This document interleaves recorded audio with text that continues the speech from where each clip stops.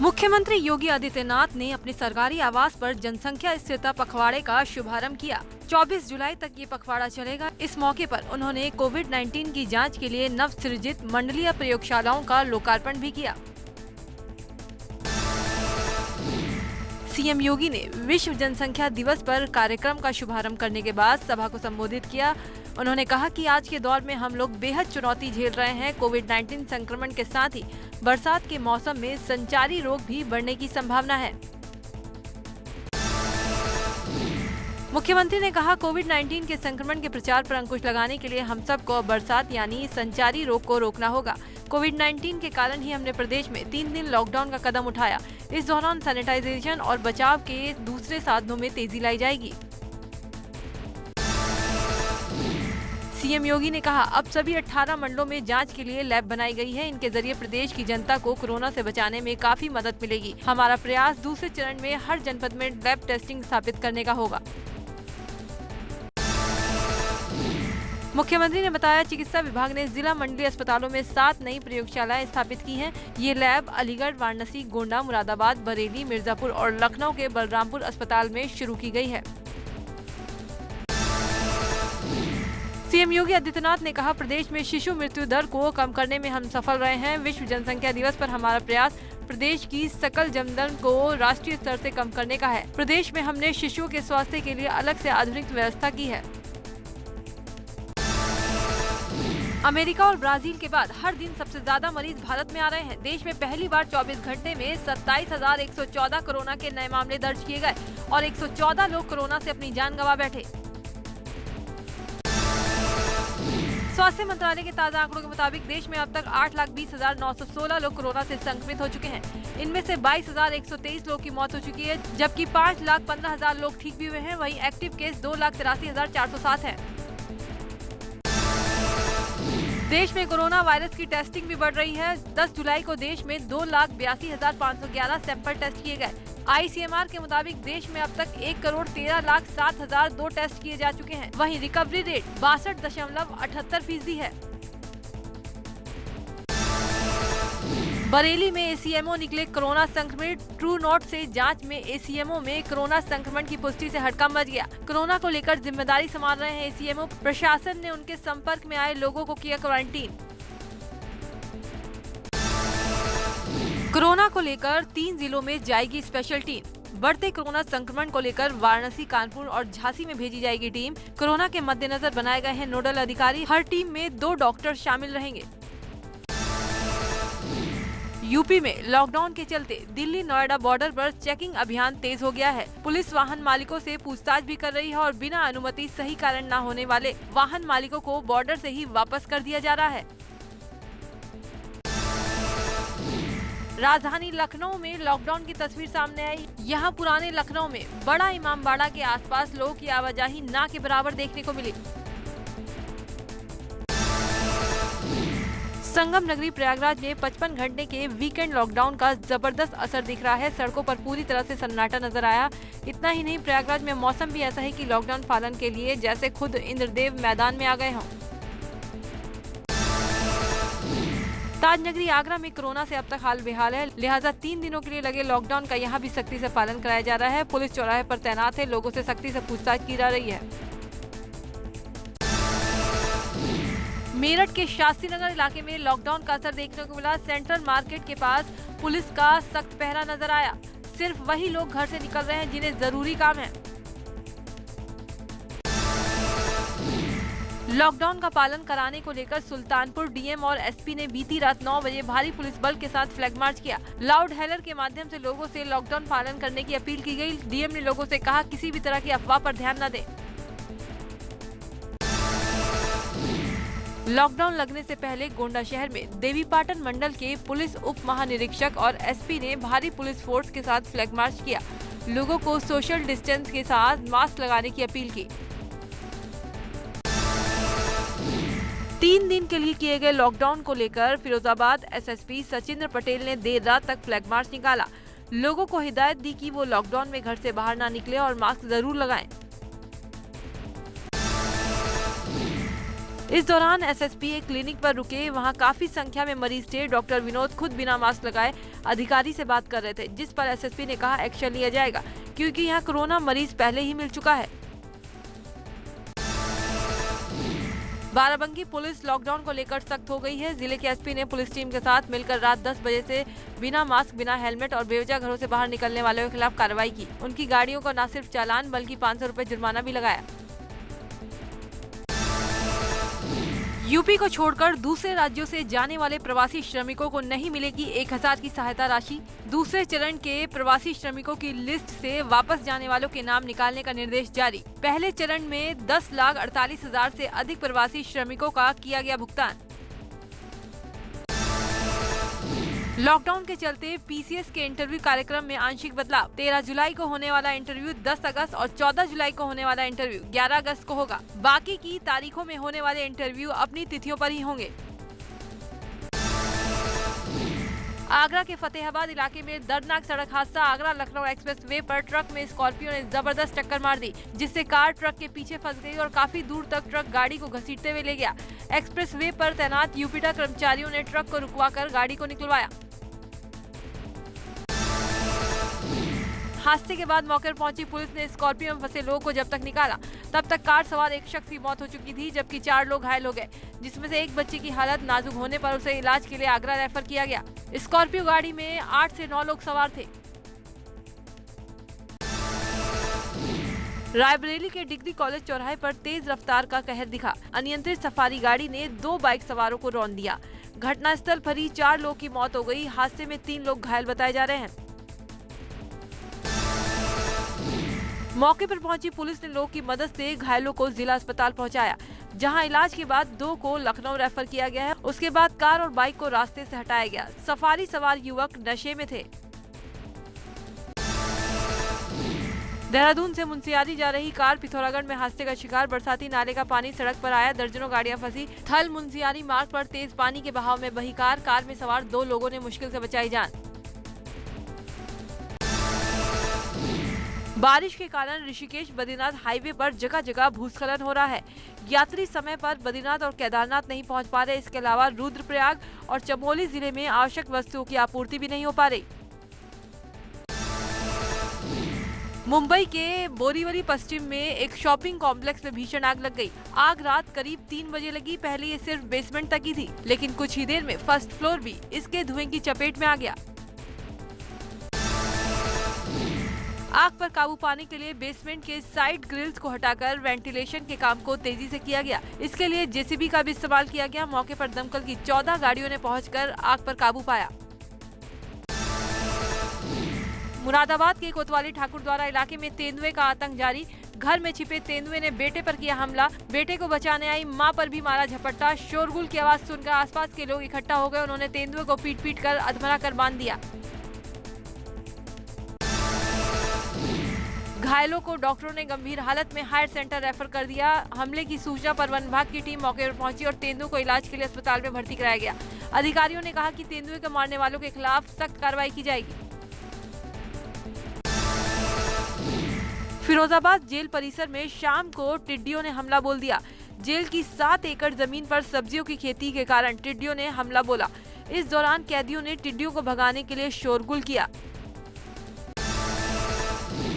प्रयागराज में कल रात से ही रिमझिम बरसात से मौसम सुहाना बना हुआ है। तापमान गिर गया है। लोगों को उमस भरी गर्मी से राहत मिल गई, लेकिन लगातार बरसात से कई इलाकों में जलभराव भी हो गया, जिससे लोगों को थोड़ी दिक्कतों का सामना करना पड़ रहा है। विकास दुबे का एक और वीडियो एबीपी गंगा के पास आया। साथ ही अमर दुबे की शादी का हो सकता है वायरल वीडियो। एक गाने पर जमकर थिरकता दिख रहा है विकास। कानपुर में विकास तो हमीरपुर में अमर दुबे मारे जा चुके हैं। गैंगस्टर विकास दुबे का नया वीडियो आया सामने। उज्जैन मंदिर का बताया जा रहा है वीडियो। कल एनकाउंटर में मारा जा चुका है 8 पुलिसकर्मियों को शहीद करने वाला मास्टरमाइंड और 5 लाख का इनामी विकास दुबे। उत्तर प्रदेश में विकास दुबे एनकाउंटर के बाद पुलिस पूरे एक्शन में है। ग्वालियर के रहने वाले 2 लोगों को कानपुर से गिरफ्तार किया गया है। इन दोनों पर कानपुर कांड में शामिल आरोपी शिवम दुबे और शशिकांत पांडे को शरण देने का आरोप है।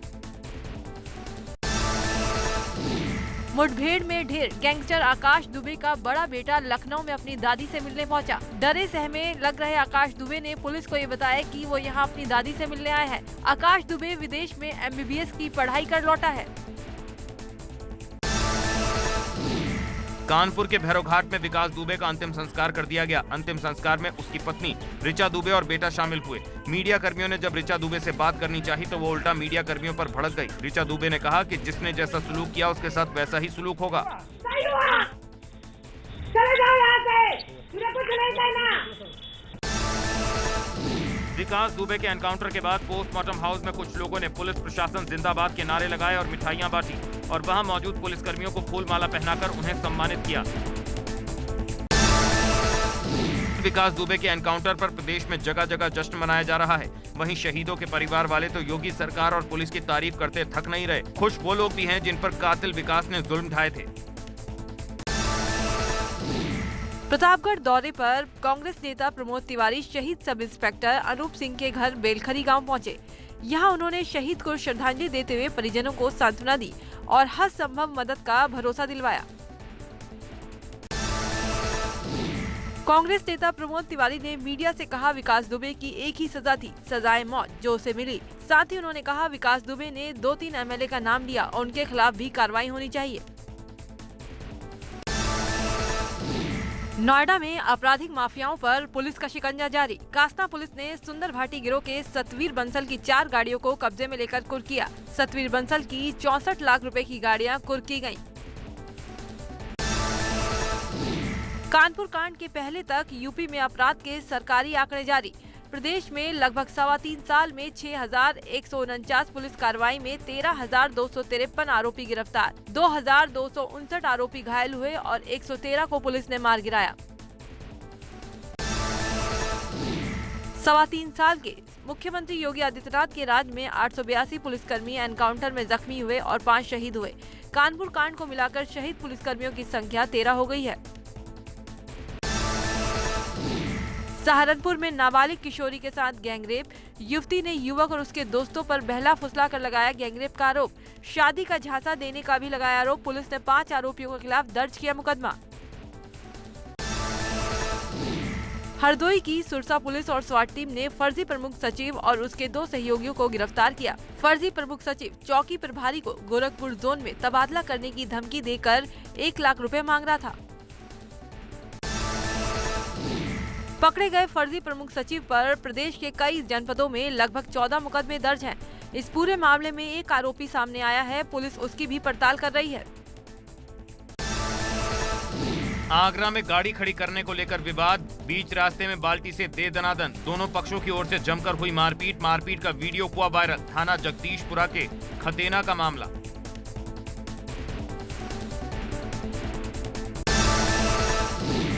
मुजफ्फरनगर के थाना भोपा क्षेत्र में गोठिया मठ आश्रम में चाइल्ड हेल्पलाइन की टीम ने छापेमारी की। इस दौरान टीम ने 8 बच्चों को बंधन मुक्त कराकर चाइल्ड वेलफेयर कमेटी के सामने पेश किया। इस दौरान बच्चों का मेडिकल परीक्षण कराया गया, जिसमें 4 बच्चों के साथ कुकर्म होने की पुष्टि हुई। बच्चों ने ये भी बताया कि गौड़िया मठ के महंत भक्ति भूषण गोविंद उनसे पढ़ाई के बदले चिनाई का काम करवाता था। बच्चों के बयान और मेडिकल रिपोर्ट के आधार पर भोपा पुलिस ने कार्रवाई करते हुए भक्ति भूषण गोविंद, आश्रम संचालक और एक अन्य चेले को गिरफ्तार किया है।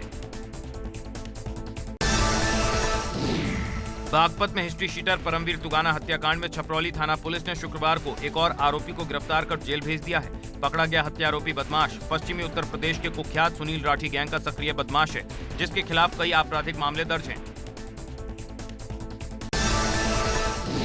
बुलंदशहर के डिबाई विधानसभा क्षेत्र के सपा के बाहुबली पूर्व विधायक गुड्डू पंडित फिर से सुर्खियों में है। इस बार भी गुड्डू पंडित ने अपने घर में भीड़ इकट्ठा कर अपना बर्थडे मनाया। जैसे ही पुलिस को इसकी भनक लगी तो छापामार कार्रवाई कर भीड़ को भगा दिया। गुड्डू पंडित के खिलाफ महामारी अधिनियम का मामला दर्ज किया गया है।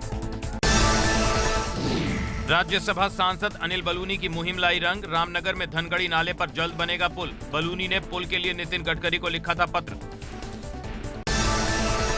प्रदेश सरकार के प्रवक्ता मदन कौशिक ने प्रेस कॉन्फ्रेंस की। इस दौरान उन्होंने मुख्यमंत्री स्वरोजगार योजना के तहत युवाओं को मिल रहे रोजगार के बारे में जानकारी दी।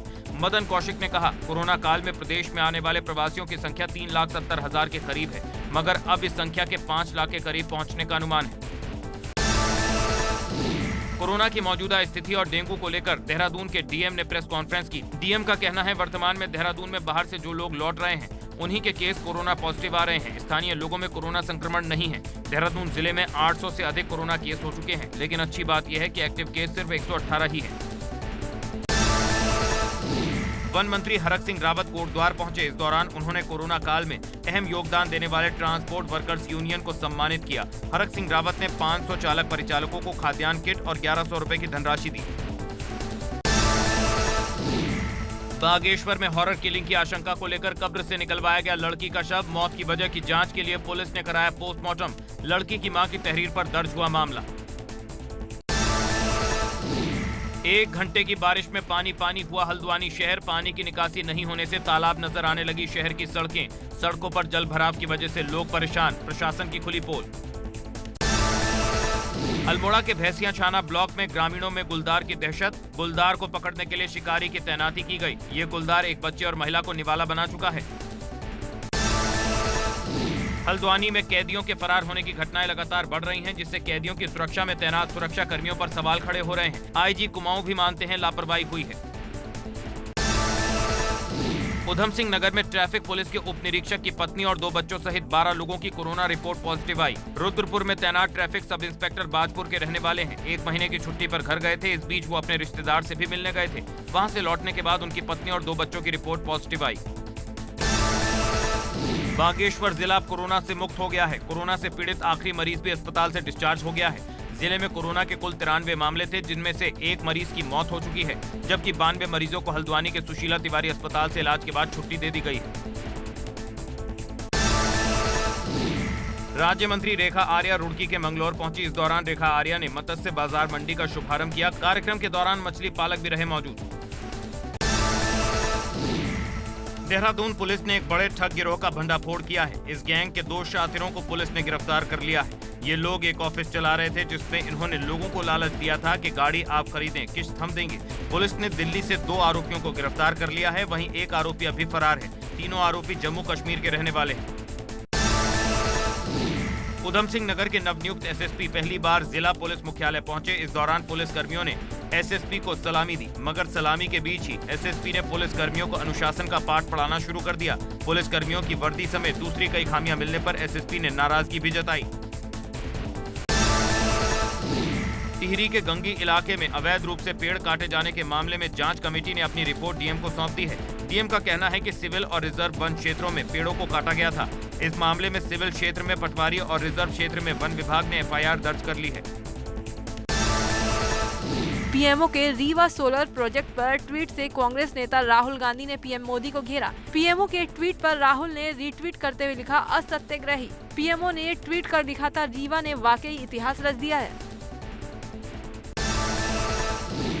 मुख्यमंत्री योगी ने वीडियो कॉन्फ्रेंसिंग में अधिकारियों को दिए निर्देश। कहा, कोविड-19 और संचारी रोग की रोकथाम के लिए सभी जिलों में हर स्तर पर चलाया जाएगा स्वच्छता अभियान। डीएम और एसपी अपने अपने क्षेत्र में करें दौरा। लॉकडाउन को सख्ती से लागू करने के भी आदेश। मुख्यमंत्री योगी आदित्यनाथ फिक्की की तरफ से आयोजित कार्यक्रम में शामिल होंगे। Atmanirbhar Bharat global Indian and partnership with Uttar Pradesh कार्यक्रम में मुख्यमंत्री वीडियो कॉन्फ्रेंसिंग में जुड़ेंगे। शाम 4:30 बजे होगा कार्यक्रम। दूसरे देशों में रह रहे भारतीय भी होंगे शामिल।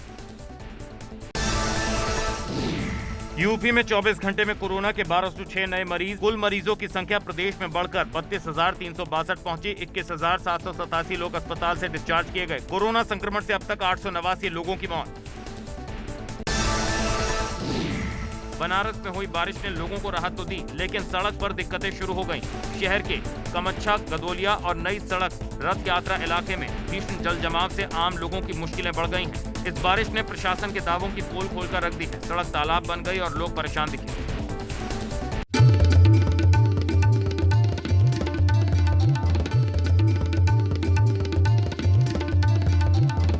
आप देख रहे हैं एबीपी गंगा, खबर आपकी, जुबान आपकी।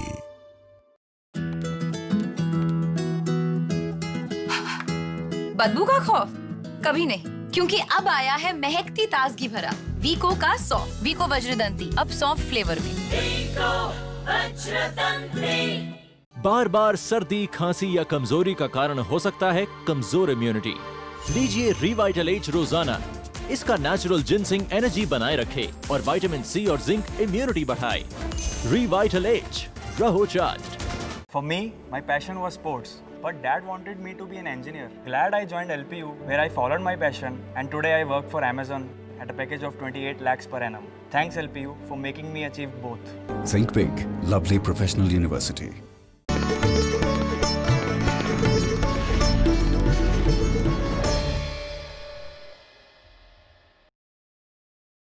एबीपी गंगा, खबर आपकी, जुबां आपकी। पहाड़ की वादियां, राजनीति की कहानियां, रोजगार से कारोबार तक, देवभूमि की हफ्ते भर की तस्वीर। देखिए मेरे साथ राज्यनामा, रविवार रात 8 बजे सिर्फ एबीपी गंगा पर। एबीपी गंगा, खबर आपकी, जुबां आपकी। Rajyanama, co-powered by Smile Train, changing India one smile at a time.